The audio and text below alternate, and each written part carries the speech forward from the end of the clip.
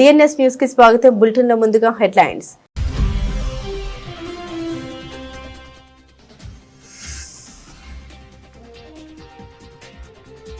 Bharat Russia సంబంధాలపై Putin అధికార ప్రతినిధి కీలక ప్రకటన. దిగుమతుల్ని గణనీయంగా పెంచుకుంటామని హామీ.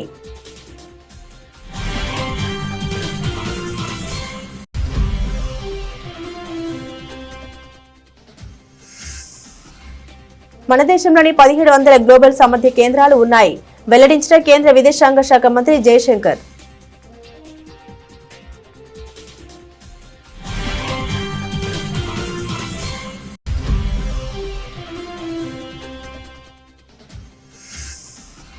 వారణాసిలో ప్రారంభమైన కాశీ తమిళ సంగమం 4వ ఎడిషన్. ఏక్ భారత్ శ్రేష్ఠ భారత్ స్ఫూర్తికి శక్తివంతమైన చిహ్నమన్న యూపీ సీఎం యోగి ఆదిత్యనాథ్.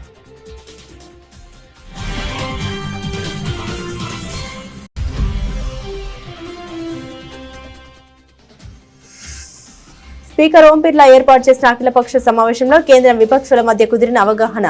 ఓటర్ల జాబితా ప్రత్యేక సమగ్ర సవరణపై చర్చకు అంగీకారం.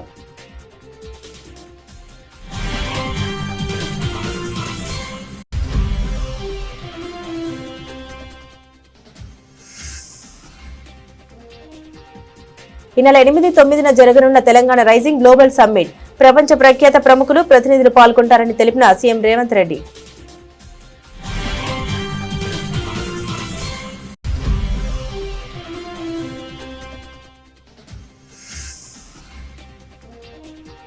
విద్యుత్ శాఖపై సీఎం చంద్రబాబు సమీక్ష. ప్రభుత్వ భవనాలపై సౌర పలకల ఏర్పాటుకు ముఖ్యమంత్రి ఆమోదం.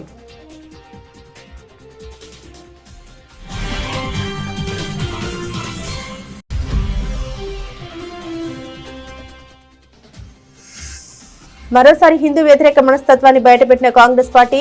హిందూ దేవుళ్లపై సీఎం రేవంత్ రెడ్డి అనుచిత వ్యాఖ్యలు. వెల్లువెత్తుతున్న తీవ్ర విమర్శలు.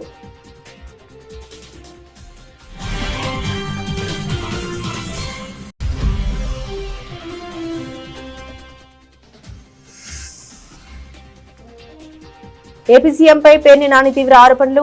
దిగజారుడు రాజకీయాలకు చంద్రబాబు కేర్ ఆఫ్ అడ్రస్ అంటూ మాజీ మంత్రి విమర్శలు.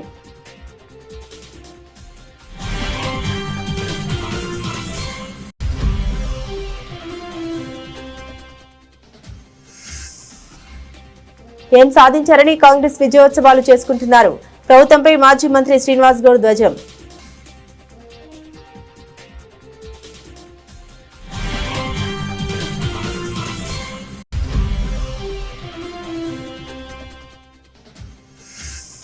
పిన్నెల్లి బ్రదర్స్ పై కూటమి ప్రభుత్వం కక్ష సాధింపు చర్యలు అంటూ వైఎస్ఆర్సీపీ నేతల ఆక్షేపణ. ఉద్దేశపూర్వకంగానే హత్య కేసులో ఇరికిస్తున్నారని ఆరోపణ.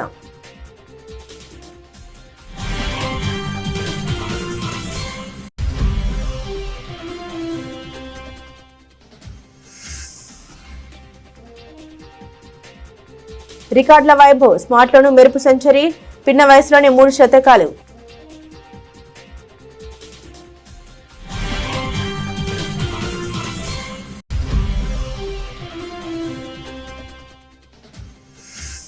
స్వల్పంగా తగ్గిన బంగారం ధర. భారత్ లో 1,29,860 పలుకుతున్న 24 క్యారెట్ 10 గ్రాముల బంగారం ధర.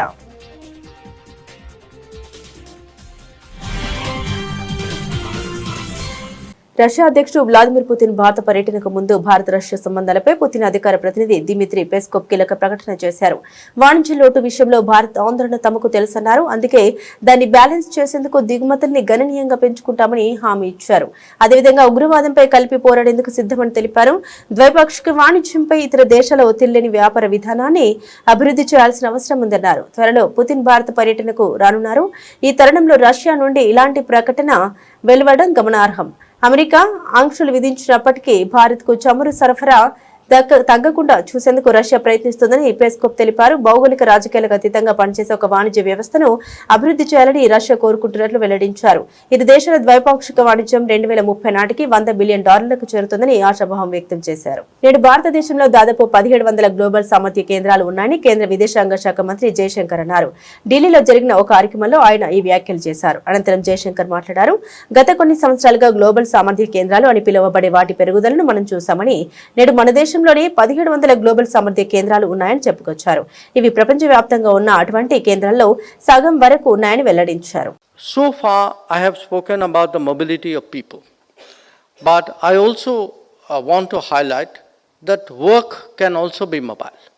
That, if the talent doesn't go out, the out comes to the talent. And we have actually seen this growth of what are called global capability centers in the last few years. I understand today that there are in this country about 1,700 global capability centers, which are about half, they constitute about half the global capability centers in the world. And these are centers where global business has found it more effective, more efficient, really to send the business out and to utilize the talent in a different geography. And obviously, given the availability of the talent and the efficiency of it in India, we are a strong attractor of that. Again, there are estimates that about 2 million people are currently employed in global capability centers.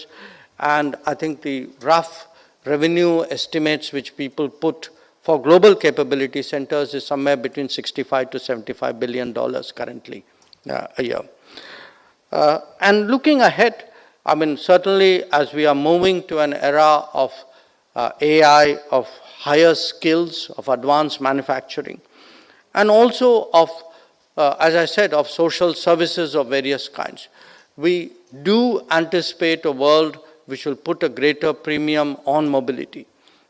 And we see ourselves, we are 1/6 of the world's population. But I think if you look in terms of the younger working age population, we would be somewhere between 1/6 and 1/4, would be closer to 1/4 actually of the global workforce of a certain demography.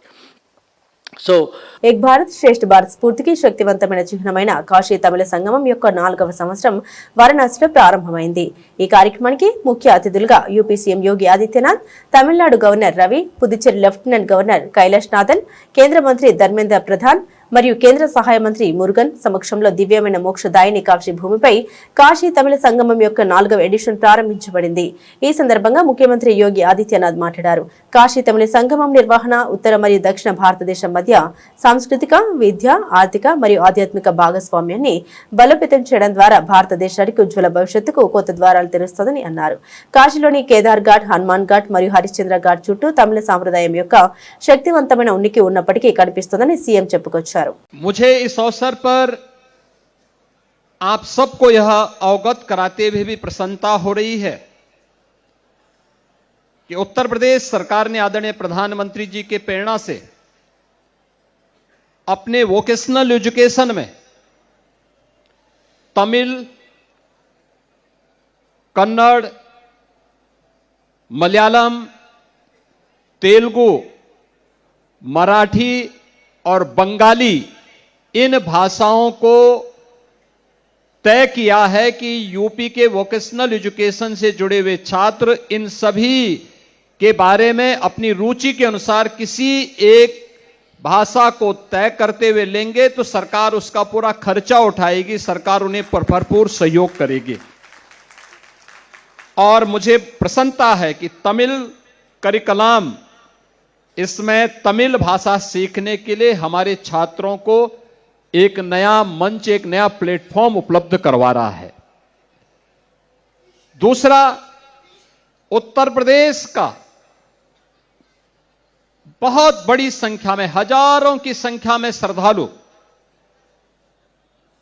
Shri Rameswaram धाम का दर्शन करने के लिए, मदुरई धाम के दर्शन करने के लिए और कन्याकुमारी का दर्शन करने के लिए प्रतिवर्ष जाते हैं। उत्तर प्रदेश सरकार इन पवित्र स्थलों का दर्शन करने के लिए एक विशेष यात्रा का आयोजन भी उत्तर प्रदेश का टूरिज्म विभाग करेगा। जो भी वहां जाना चाहेगा रियायती दर पर उनकी यात्रा की व्यवस्था करने के लिए उत्तर प्रदेश सरकार इस अवसर पर अपना सहयोग करेगी, इन आयोजनों को आगे बढ़ाने का कार्य भी करेगी। நான் இந்த நேரத்திலே ஒரு விஷயத்தை உங்கள் முன்பாக வெளிப்படுத்த விரும்புகின்றேன், உங்களுக்கு தெரிவிக்க விரும்புகின்றேன். அதாவது உத்தரப்பிரதேச அரசாங்கத்திலே வொகேஷனல் கல்வி, வொகேஷனல் எஜுகேஷனில் நாங்கள் பல்வேறு பாரத நாட்டு மொழிகளை அதில் இணைத்திருக்கின்றோம். எடுத்துக்காட்டாக தமிழ், கன்னடம், தெலுங்கு, మలయాళం, మరాఠీ. ఓటర్ల జాబితా ప్రత్యేక సమగ్ర సవరణపై చర్చకు కేంద్రం అంగీకరించింది. అయితే ప్రత్యేకంగా సర్పే కాకుండా ఎన్నికల సంస్కరణ అనే విస్తృత అంశాన్ని సభ ముందు ఉంచనుంది. ఈ మేరకు స్పీకర్ ఓం బిర్లా ఏర్పాటు చేసిన అఖిలపక్ష సమావేశంలో కేంద్రం విపక్షాల మధ్య అవగాహన కుదిరింది. ఈ ప్రకారం డిసెంబర్ 8న వందే మాతరంపై 9న ఎన్నికల సంస్కరణపై లోక్సభలో చర్చ జరగనున్నట్లు పార్లమెంటరీ వ్యవహారాల శాఖ మంత్రి కిరణ్ రిజిజు తెలిపారు. లోక్సభ స్పీకర్ అఖిలపక్ష సమావేశం ఏర్పాటు చేశారు. వందే మాతర గీతం 150 సంవత్సరాలు పూర్తి చేసుకుంటున్నందున దానిపై డిసెంబర్ 8వ తేదీ మధ్యాహ్నం 12 గంటల నుండి చర్చ జరపాలని సమావేశం నిర్ణయించింది. అలాగే డిసెంబర్ 9వ తేదీ మధ్యాహ్నం 12 గంటల నుండి ఎన్నికల సంస్కరణపై చర్చ మొదలవుతుంది అని కిరణ్ రిజిజు వెల్లడించారు. Yesterday what I said, please don't put timeline condition on anything. Now I have दोरा जी आपका आवाज बहुत ज्यादा जोर है. Sir, my only limited request is that I'm going to engage with the leader of oppositions from different political parties. It may be formally, informally, but ultimately it will come to you, sir, formally once we start the process of some consultation. Now the problem starts. Problem begins when you start questioning the time. Everything cannot be mechanical. In parliamentary democracy, we have to engage in dialogue. We have to engage in discussion. There are many issues in the country. You should not undermine one issue and take up another issue. All the issues are important. All the issues are important. Government, ये देखिए sir, आप चुनाव नहीं जीत पाते हैं, जनता आपको विश्वास नहीं करते हैं और आप जो है गुस्सा यहाँ सदन में निकालते हो, ये तो बिल्कुल ठीक नहीं है. लोकतंत्र में चुनाव का प्लेटफॉर्म जनता का बीच होता है. ये कल भी हमने रिक्वेस्ट किया है कि यह बिजनेस तैयार किया गया है, हम लोग चर्चा के लिए तैयार है, लेकिन एक बात तो हम लोग औपचारिक मिलना तो चाहिए. ये टाइम बताते कि अभी बताओ कब से होगा, ऐसा कोई तरीका नहीं होता है. ఈ నెల 8-9న తెలంగాణ రైజింగ్ గ్లోబల్ సమ్మిట్ నిర్వహించుకుంటున్నామని సీఎం రేవంత్ రెడ్డి స్పష్టం చేశారు. ఈ సమ్మిట్ లో భాగంగా తెలంగాణ రైజింగ్ 2047 విజన్ డాక్యుమెంట్ ఆవిష్కరించుకోబోతున్నట్లు వెల్లడించారు. విజన్ డాక్యుమెంట్ రూపకల్పనలో చాలా మంది హేమహేమీలు భాగస్వాములయ్యారని తెలిపారు. రాష్ట్ర ప్రజలకు కూడా ఇందులో భాగస్వామ్యం కల్పించామని పేర్కొన్నారు. గ్లోబల్ సమ్మిట్ లో ప్రపంచ ప్రఖ్యాత ప్రముఖులు ప్రతినిధులు పాల్గొంటారని సీఎం తెలిపారు. 8-9 భారత్ ఫ్యూచర్ సిటీలో తెలంగాణ రైజింగ్ గ్లోబల్ సమ్మిట్ ను పెట్టుకున్నాం.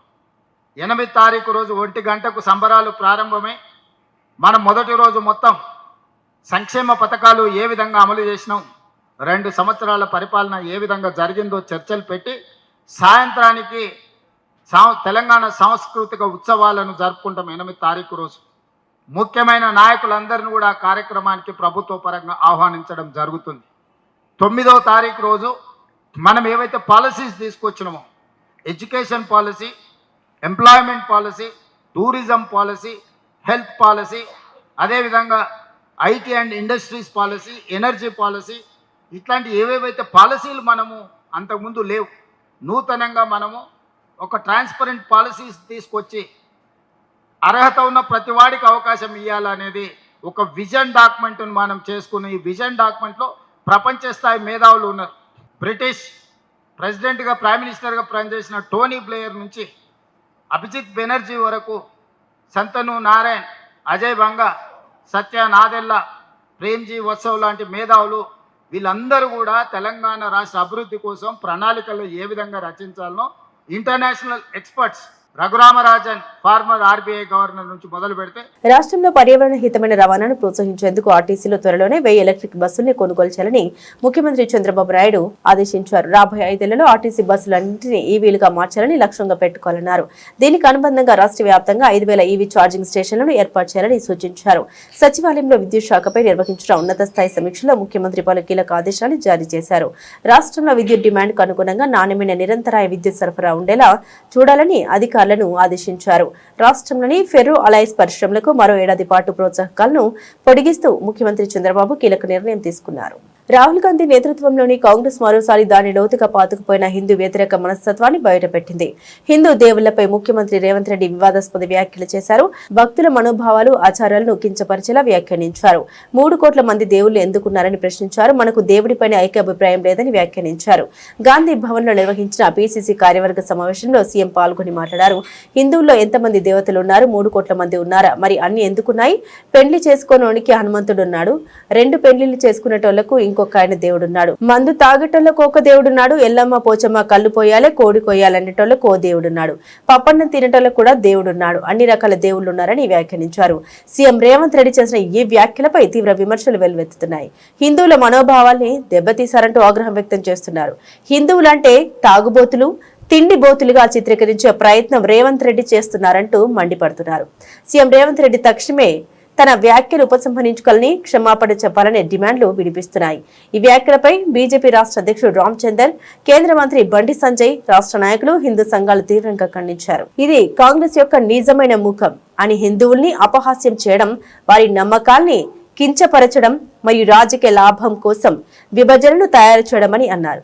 హిందూ దేవతలపై విషం చిమ్ముతూ కాంగ్రెస్ పార్టీలోని అంతర్లీన హిందూ ఫోబిక్ డిఎన్ఏను బయట పెట్టడం ద్వారా రేవంత్ రెడ్డి మరోసారి మర్యాద యొక్క గీతను దాటారు. బహిరంగ వేదికపై అతను సిగ్గు లేకుండా హిందూ విశ్వాసాన్ని అపహాస్యం చేశాడని ఆగ్రహాన్ని వ్యక్తం చేస్తున్నారు. హిందువులలో ఎన్ని దేవతలు, ఎంతమంది దేవుళ్ళు? 3 కోట్లురా? ఎందుకున్నాయి? పెళ్లి చేసుకోవడానికి హనుమంతుడు ఉన్నాడు, 2 పెళ్లిళ్ళు చేసుకునేటానికి ఇంకొక ఆయన దేవుడు ఉన్నాడు, మందు తాగేటోళ్ళకు ఓ దేవుడు ఉన్నాడు, ఎల్లమ్మ పోషమ్మ మైసమ్మ కళ్ళు కొయ్యాలి, కోడి కొయ్యాలి అనేటోళ్ళకు, పప్పన్నం తినేటోళ్ళకు కూడా దేవుడు ఉన్నాడు. అవునా? అన్ని రకాల దేవుళ్ళు ఉన్నారు. అంతమంది దేవుళ్ళు ఉన్నారా? తాగేటోడు వేరే దేవుని పూజిస్తారు, చికెన్ కోసేటోడు వాళ్ళు వేరే పూజిస్తారు, వెజిటేరియన్ వాడు ఇంకోళ్ళు పూజిస్తారు. ఇట్లా మాట్లాడుతూ ఉన్నారు. అంటే హిందువుల మీద ఇంత ధైర్యంగా మాట్లాడుతున్నారు. ఇది ఎంఐఎం మీద గానీ ముస్లిం మీద మాట్లాడే మీకు ధైర్యం ఉందా? ఇంకోటి ఏమనిపిస్తుంది అంటే Muslim is Congress, Congress is Muslim అని అని అని ఈ మజ్లిస్ సహవాసం పట్టిన తర్వాత మరి వాళ్ళు కూడా కొద్దిగా ముస్లిం కన్వర్ట్ అయ్యి యాంటీ హిందూ అయ్యేటట్టు లక్షణాలు కనబడతా ఉన్నాయి. జాగ్రత్త ఉండాలి తెలంగాణ రాష్ట్రం. మాట్లాడుతున్నారండి మీరు. తాగటానికి ఓ దేవుడు, తినటానికి ఓ దేవుడు, పెళ్లైన కోదేవుడు, పెళ్లిగానోని కోదేవుడు అని హిందూ దేవుళ్ళని కించపరుస్తారా? ఎన్నికల ముంగట ఊరూర తిరిగి సమ్మక్క మీద ఒట్టు, సారక్క మీద ఒట్టు, భద్రకాళి మీద ఒట్టు, పోషమ్మ మీద ఒట్టు, మైసమ్మ మీద ఒట్టు, భద్రాచలం రాముడి మీద ఒట్టు, యాదగిరి నరసన్న మీద ఒట్టు, యమలాడ రాజన్న మీద ఒట్టు అని తిరిగి తిరిగి తిరిగి ఒట్లేసినప్పుడు ఎప్పుడు పోయిందండి? మరి అప్పుడేమైంది? అప్పుడు హిందూ దేవుళ్ళు కోట్ల మంది ఉంటారు అని తెలియదా మీకు? ఇవాళ వెనకటికి ఒక తెలంగాణలో సామెత ఉండే, ఏందంటే నడిమంత్రపు సిరొస్తే కూరగాయలను చూసట ఇవేం కాయలు వంకర టింకరు ఉండయి అన్నారట. గట్లనే ముఖ్యమంత్రి సీట్ల కూసున్న తర్వాత మీకు కన్ను మిన్ను కాంతలేదు. ఇవాళ ముస్లింలకు, క్రిస్టియన్లకు ఒక్క దేవుడు ఉంటే హిందువులకు కూడా ఒక్క దేవుడు ఉండాలా? ఎక్కడన్నా రూల్ రాసిపెట్టుందా?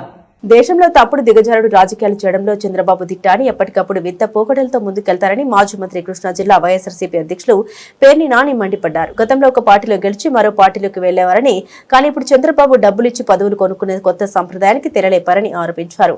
ముందుగానే బేరం కుదుర్చుకుని అడ్వాన్సులు ఇచ్చి రాజీనామాలు చేయించి ఆ తర్వాత వారికి పదవులు కట్టబెడుతున్నారని విమర్శించారు. ఎన్టీఆర్ హయాం నుండే చంద్రబాబుకు కుట్ర రాజకీయాలు అలవాటని, ప్రజాస్వామ్యం విలువల్ని ఆయన పట్టించుకోరని దుయ్యబట్టారు. ఇక చంద్రబాబు తనపై ఉన్న కేసుల విషయంలో అధికారాన్ని దుర్వినియోగం చేస్తున్నారని పేర్ని నాని ఆరోపించారు. వైద్యం చేయించుకోకపోతే చనిపోతానంటూ బెయిల్ తెచ్చుకొని ఇప్పటికీ ఆసుపత్రికి వెళ్లలేదని అధికారులను బెదిరించి కేసులు మాఫీ చేయించుకుంటున్నారని విమర్శించారు.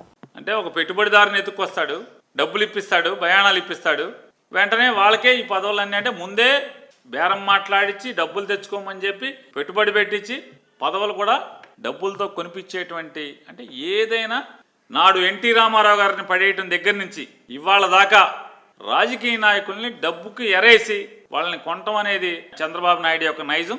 దానిలో ఆ క్రీడలో భాగమే, చంద్రబాబు ఒక అనైతిక రాజకీయ క్రీడలో భాగమే ఈ ఎమ్మెల్సీలు రాజీనామాలు ఇవన్నీ కూడా అనేది మనకి పూర్తిగా ఎవరికైనా అర్థం అవుతుంది. ఇవాళ ఎంత దుర్మార్గం చూడండి.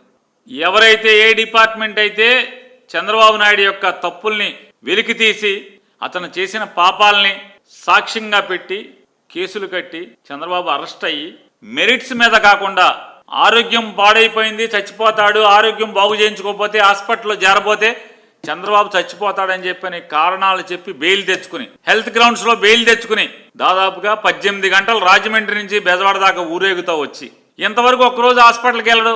వైద్యం మొత్తం చూశారు.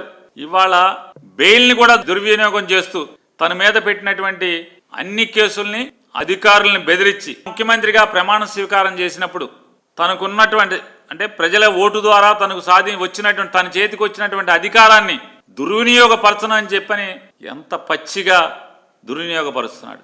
తనకున్నటువంటి హోదాని అంటే ప్రజలిచ్చిన అధికారాన్ని ఎందుకు ఏం చేస్తున్నాడంటే ప్రజల కోసం ఎన్నికల వాగ్దానాల కోసం అతను వాడలేదు, అవి నెరవేర్చడం కోసం వాడలేదు.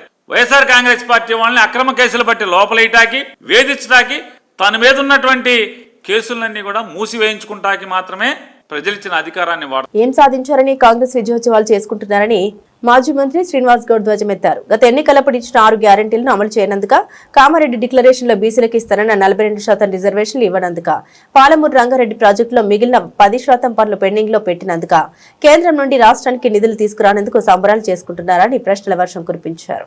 ముఖ్యమంత్రి గారు నిన్న 2 సంవత్సరాలు కంప్లీట్ చేసుకున్నందుకు మా పాలమూరు జిల్లా నుంచి విజయోత్సవాలు అని చెప్పి ప్రారంభించుకున్నారు. సరే, మేము అనుకున్నాం విజయోత్సవాలు అంటే 2 సంవత్సరాలు ఏమేమి చేసిందో చెప్తారు, తర్వాత ఇంకా ఏమేమి హామీలు ఇస్తారు ఉమ్మడి జిల్లాకు అని అనుకున్నాం. కానీ సేమ్ అదే కేసీఆర్ని తిట్టడము, 10 ఏళ్ళలో మీరు ఏం చేయలేదు మొత్తం మేమే చేసానని చెప్పడము, కేసీఆర్ గారిని తిట్టడం తప్ప ఏం లేదు, బీఆర్ఎస్ పార్టీని తిట్టడం తప్ప. అసలు ఇవేమి విజయోత్సవాలు అర్థం కాలేదు. అందుకే ప్రజలు కూడా విసుకొచ్చి ప్రజలు కూడా రాలేదు. స్వయంగా వాళ్ళ మంత్రే ఇదేనా స్వాగతం పలకడం, ఇట్లేనా మనం చేయడం, గౌరవించడం, ఎవరు జనం రాకపోతే ఎట్లా, ఆయన ప్రసంగం మొత్తం జనాలు రాలేదు, ఎవరు పట్టించుకోలేదు అని చెప్పడం తప్ప ప్రజలు ఎట్లా వస్తారు? ఒక మంచి మాటలు మాట్లాడితే వస్తారు, ఒక మంచి పనులు చేస్తే వస్తారు ఎవరే. కానీ స్టార్టింగ్ సభకే రాలేదంటుంటే జనంలో ఏ మేరకు ఉందో ఒక్కసారి అర్థం చేసుకోవాల్సిన అవసరం ఉంది. మహబూబ్నగర్ జిల్లా గురించి, మహబూబ్నగర్ జిల్లాలో ఏం చేయలేదు 10 ఏళ్ళంటే మరి ఇవన్నీ చేసినామని ఎవరు? 5 మెడికల్ కాలేజీలు పెట్టింది మేము కాదా? 70 సంవత్సరాల ఉమ్మడి ఆంధ్రప్రదేశ్లో ఒక్క మెడికల్ కాలేజ్ ఇచ్చారు అంతే 70 సంవత్సరాలలో. మరి జిల్లాలో 5 మెడికల్ కాలేజీలు పెట్టి 5 హాస్పిటల్, టీచింగ్ హాస్పిటల్ కట్టింది కేసీఆర్ గారు కదా, బీఆర్ఎస్ ప్రభుత్వం కదా, మొత్తం టౌన్ రూపురేఖలు మార్పింది కదా. అసలు ఏం ప్రాజెక్టు కంప్లీట్ కాలేదంటే నెట్టెంపాడు ఎవరు కంప్లీట్ చేసిండ్రు, భీమా ఎవరు కంప్లీట్ చేసిండ్రు, Koil Sagar lift irrigation complete ఎవరు చేసిండ్రు, లిఫ్ట్లు ఎవరు పెట్టిండ్రు, అచ్చంపేటకు లిఫ్ట్ ఒకటి శాంక్షన్ అయింది, రాజోలి దగ్గర బాంబులేసి బద్దలు కొడతామని చెప్పి నీళ్ళు తీసుకుపోయింది, అలాంటి దగ్గర కూడా మన లిఫ్ట్ ఏర్పాటు చేసి గద్వాల, అల్లంపూర్కు కాన్స్టిట్యూన్సీలకు నీళ్ళు ఇచ్చింది మేము కాదా? కేఎల్ఐ లిఫ్ట్ ఇరిగేషన్ కంప్లీట్ చేసింది ఎవరు? 2 లక్షల ఎకరాలకు నీళ్లు ఎట్లకించి వచ్చినాయి, ఎవరి హాయంలో వచ్చినాయి? 2014 కన్నా ముందు ఒక్క చుక్క నీళ్ళని వచ్చింది ఆ కేఎల్ఐ నుంచి. ఒక 20 మాచర్లో పిన్నెల్లి బ్రదర్స్ పై టీడీపీ కూటమి ప్రభుత్వం కక్షపూరితంగా వ్యవహరిస్తోందని, కట్టుకథలతో వారిపై కేసులు పెట్టి వేధిస్తోందని, అవన్నీ రాజకీయ ప్రేరేపితమని వైఎస్ఆర్సీపీ నేతలు విడుదల రజని, కాసు మహేష్ రెడ్డి, డాక్టర్ గోపిరెడ్డి శ్రీనివాసరెడ్డి స్పష్టం చేశారు. అసలు పల్నాడు జిల్లాలో జంట హత్యలకు పిన్నెల్లి బ్రదర్స్ కు ఏమిటి సంబంధమని వారు ప్రభుత్వాన్ని గట్టిగా ప్రశ్నించారు. కూటమి ప్రభుత్వం వచ్చాక పల్నాడు జిల్లాలో దారుణ పరిస్థితులు నెలకొన్నాయని, వైఎస్ఆర్సీపీ శ్రేణుల్ని నానా రకాలుగా ఇబ్బందులు పెడుతున్నారని, ఇప్పుడు అలా తమ పార్టీ వారిని ఇబ్బందులు పెట్టిన వారిలో ఏ ఒక్కరిని వదిలిపెట్టబోమని నర్సరావుపేటలో మీడియాతో మాట్లాడిన పార్టీ నేతలు కాసు మహేష్ రెడ్డి, విడుదల రజని, డాక్టర్ గోపిరెడ్డి శ్రీనివాసరెడ్డి తేల్చి చెప్పారు. కాసు బ్రహ్మానందరెడ్డి గారు ఏం చేశాడు, పల్నాడికి ఏం చేశాడు మీ నాన్న అడిగితే చెప్పేవాడు కదా. అప్పుడు నేను బొట్ల ఆయన ముఖ్యమంత్రి ఉన్నప్పుడు నువ్వు చిన్న పిల్లోడివి, బచ్చాగాడివి. నాగార్జున సాగరు, బుగ్గవాగు, పోచంపాడు వంటి బహుళ ప్రాజెక్టులు కట్టి ఈ ప్రాంతాన్ని సస్యశ్యామలం చేశాడు. నేను చెప్పటం కాదు, తెలుగుదేశం అధ్యక్షుడు ఎన్టీ రామారావు గారు చెప్పిన క్లిప్పింగులు ఉన్నాయి, ఈనాడు జ్యోతి వచ్చిన పేపర్ కథనాలు ఉన్నాయి. కొన్ని వాళ్ళ మాచర్ల గురించే మాట్లాడదాం. మాచర్లో ఒక గ్రామం కాసు బ్రహ్మానందరెడ్డి గారు ఎంపీగా ఉన్నప్పుడు దాన్ని పట్టణం చేశాడు. చాలదా? మొత్తం పల్నాడులో ఉన్న ఒకే ఒక్క గవర్నమెంట్ డిగ్రీ కాలేజ్, ఒకే ఒక్క డిగ్రీ కాలేజ్ ఊహించండి. 1947 నుంచి ఇప్పుడు 2025 వరకు ఇన్ని సంవత్సరాల్లో, ఈ 70-80 సంవత్సరాల్లో ఉన్న ఒకే ఒక్క గవర్నమెంట్ డిగ్రీ కాలేజ్ కాసు బ్రహ్మానందరెడ్డి కాలేజ్ ఆయన ముఖ్యమంత్రిగా ఉన్నప్పుడు మాచర్లో పెట్టించారు. మీరు పెట్టారు ఒక కాలేజ్, చూపెట్టండి. మాచర్లో మీరు పెట్టిన ఒక కాలేజ్ చూపెట్టు బ్రహ్మారెడ్డి, నేను చూపెడతా.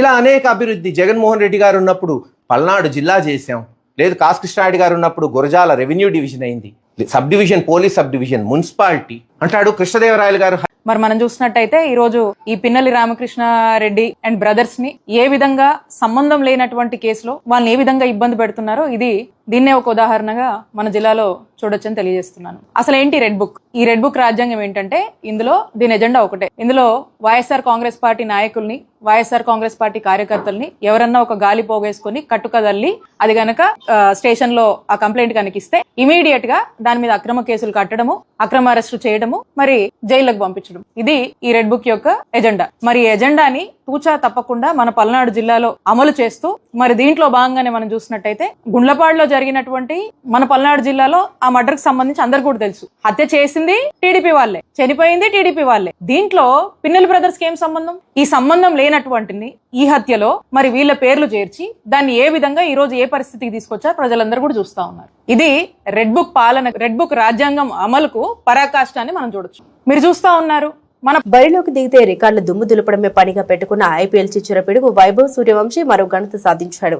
ఇప్పటికే ఐపీఎల్ తో పాటు ఇటీవల ముగిసిన ఆసియా రైజింగ్ స్టార్స్ లోను సెంచరీలు చేసిన 14 ఏళ్ల ఈ బీహార్ బాలుడు తాజాగా సయ్యద్ ముస్తాక్ అలీ ట్రోఫీను శతకం బాదాడు. తద్వారా భారత్ తరపున ఈ ఫార్మాట్ లో అతి పిన్న వయసులోనే అత్యధిక సెంచరీలు చేసిన తొలి బ్యాటర్ గా రికార్డులకు ఎక్కాడు. స్మార్ట్ లో సొంత రాష్ట్రం బీహార్ కు ఆడుతున్న అతడు ఈడెన్ గార్డెన్స్ వేదికగా మహారాష్ట్రతో జరిగిన మ్యాచ్ లో 58 బంతుల్లో 3 అంకెల స్కోరును అందుకున్నాడు. ఈ రికార్డుతో పాటు టీ20లో 16 ఇన్నింగ్స్ లోని 3 సెంచరీలు చేసిన మూడో బ్యాటర్ గా భారత్ నుండి మొదటి ఆటగాడిగాను అరుదైన ఘనతను అందుకున్నాడు. బంగారంలో పెట్టుబడులు సైతం భారీగా పెరగడం ధరలు పెరిగేందుకు కారణమైంది. ఇక బంగారం ధరను తెలుసుకునేందుకు అందరూ ఎంతో ఆసక్తి చూపిస్తుంటారు. గత 4 రోజులుగా భారీగా పెరిగిన బంగారం ధర నేడు డిసెంబర్ 3వ తేదీ ఎట్టకేలకు తగ్గింది. గుడ్ రిటర్న్స్ వెబ్సైట్ ప్రకారం నేడు ఉదయం డిసెంబర్ 2న 6:30 సమయంలో భారత్ లో 24 క్యారెట్ల 10 గ్రాముల బంగారం ధర 1,29,860కు చేరుకుంది. నిన్నటి ధరతో పోలిస్తే స్వల్పంగా తగ్గింది. ఇక 22 క్యారెట్ల 10 గ్రాముల బంగారం ధర 1,19,040కి చేరుకుంది. కిలో వెండి 1,95,900 అంతర్జాతీయ మార్కెట్లో బంగారం ధరలు నేడు ఎట్టకేలకు తగ్గాయి. ఇవాళ స్పాట్ గోల్డ్ రేటు ఔన్స్ కు $33 పైగా పడిపోయింది. దీంతో ఔన్స్ బంగారం ధర $4,207 వద్దకు దిగొచ్చింది. ఇక స్పాట్ సిల్వర్ రేట్ ఔన్స్ కు 0.54% మేర తగ్గి $58.25 వద్ద ఉంది. మరోవైపు హైదరాబాద్ మార్కెట్ లో 3 రోజుల తర్వాత బంగారం ధరలు తగ్గాయి. ఇవాళ 24 క్యారెట్ల గోల్డ్ రేటు 10 గ్రాములకు గాను 1,29,860 వద్దకు దిగొచ్చింది. అలాగే 22 క్యారెట్ల ఆభరణాల తయారీ బంగారం రేటు 10 గ్రాములకు గాను 550 మేర తగ్గింది. దీంతో తులం రేటు 1,19,040 వద్దకు దిగొచ్చింది. బులెటిన్ ముగించే ముందు హెడ్లైన్స్ మరోసారి.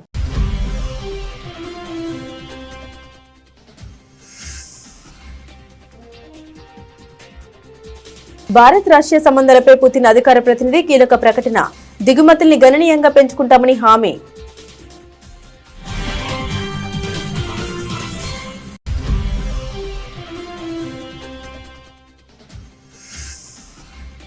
మన దేశంలోని 1700 గ్లోబల్ సామర్థ్య కేంద్రాలు ఉన్నాయి వెల్లడించిన కేంద్ర విదేశాంగ శాఖ మంత్రి జయశంకర్.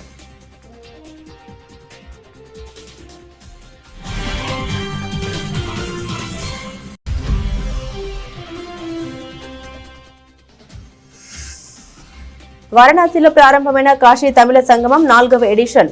ఏక్ భారత్ శ్రేష్ఠ భారత్ స్ఫూర్తికి శక్తివంతమైన చిహ్నమన్న యూపీ సీఎం యోగి ఆదిత్యనాథ్.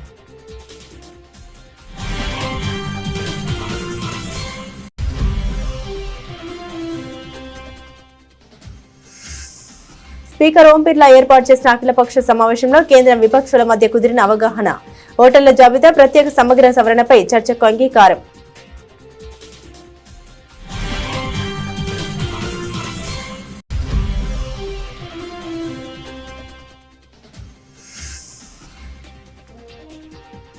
ఈ నెల 8-9న జరగనున్న తెలంగాణ రైజింగ్ గ్లోబల్ సమ్మిట్. ప్రపంచ ప్రఖ్యాత ప్రముఖులు ప్రతినిధులు పాల్గొంటారని తెలిపిన సీఎం రేవంత్ రెడ్డి.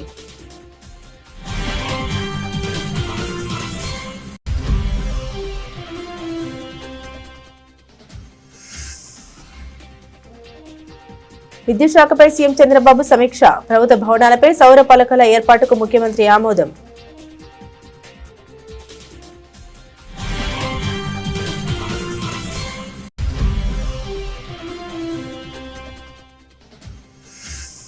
మరోసారి హిందూ వ్యతిరేక మనస్తత్వాన్ని బయటపెట్టిన కాంగ్రెస్ పార్టీ. హిందూ దేవుళ్లపై సీఎం రేవంత్ రెడ్డి అనుచిత వ్యాఖ్యలు. వెల్లువెత్తుతున్న తీవ్ర విమర్శలు.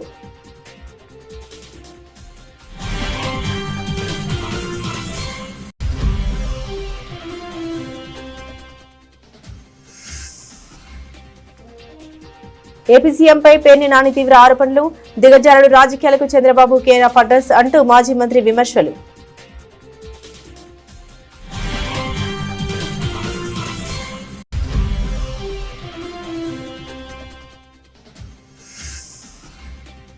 ఏం సాధించారని కాంగ్రెస్ విజయోత్సవాలు చేసుకుంటున్నారు. ప్రభుత్వంపై మాజీ మంత్రి శ్రీనివాస్ గౌడ్ ధ్వజం.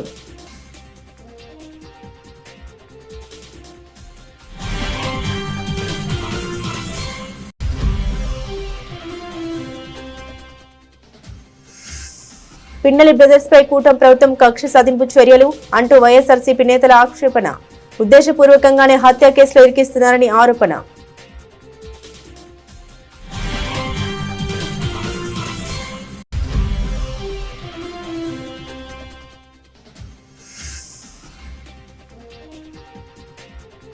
రికార్డుల వైభవ్ స్మార్ట్లోనూ మెరుపు సెంచరీ. పిన్న వయసులోనే 3 శతకాలు.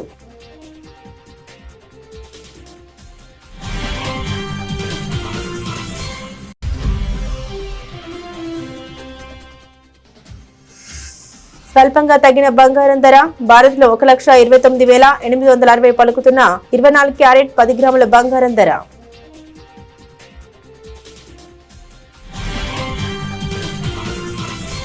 ఇవి బులెటిన్ లోని విశేషాలు. తిరిగి మరో బులెటిన్ తో మళ్ళీ కలుసుకుందాం. అంతవరకు సెలవు. నమస్కారం.